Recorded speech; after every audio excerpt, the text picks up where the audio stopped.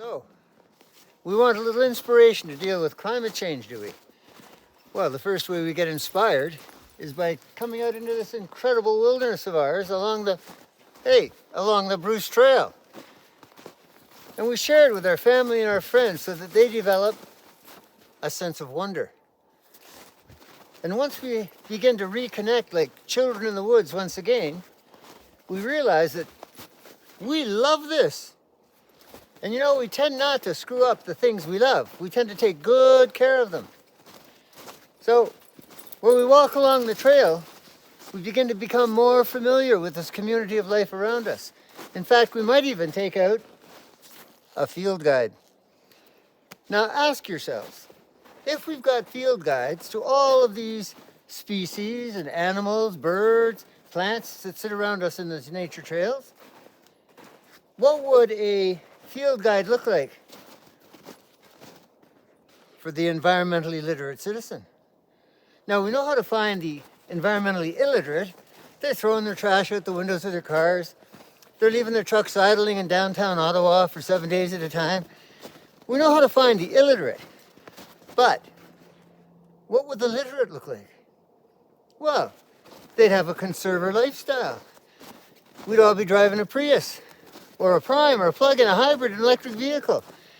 We'd be living the conserver society life, learning how to live elegantly with less.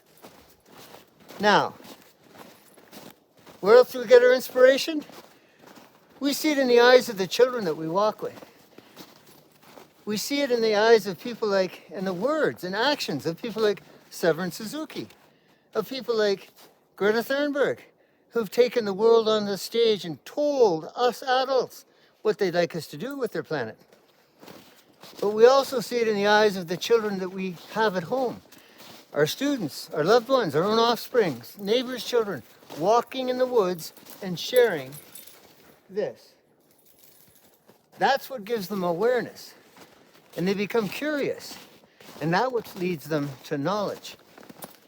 And then, when they discover that some of this is at risk, they want to take action. Now, what kind of action do we take? Well, we become conservers. The conserver society, learning how to live elegantly with less. We make sure that we don't vote for right-wing, populist governments that only are interested in the economics and not the environment. And then we get ourselves out with a group of people we love. We share these incredible wilderness scenes with them along our very own Bruce Trail.